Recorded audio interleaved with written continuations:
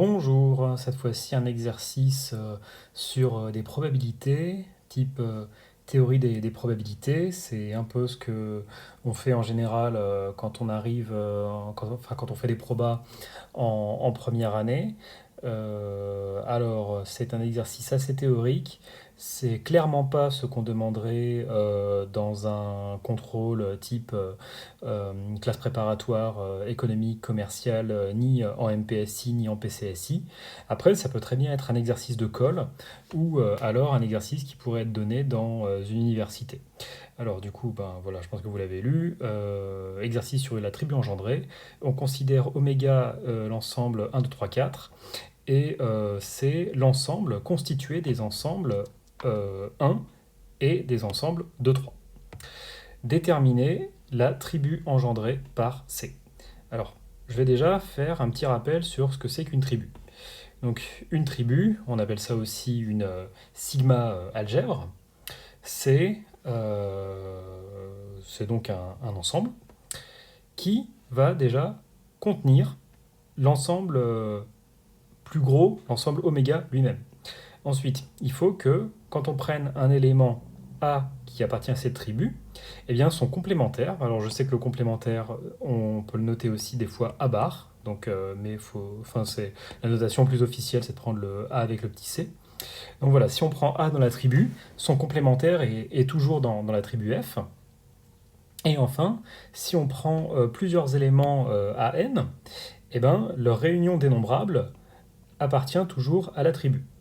Alors, grâce à ces trois propriétés, eh ben, on va pouvoir former la tribu sigma de C.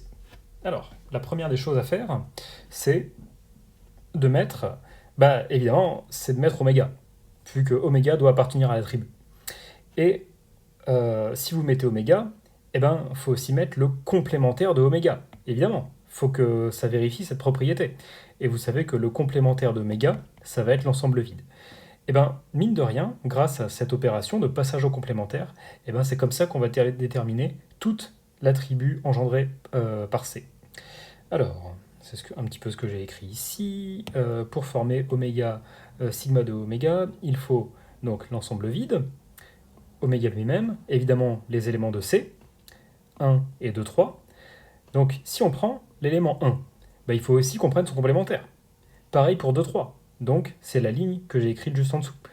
Donc on va prendre le complémentaire de 1, ça va être 2, 3, 4. Le complémentaire de 2, 3, ça va être 1, 4.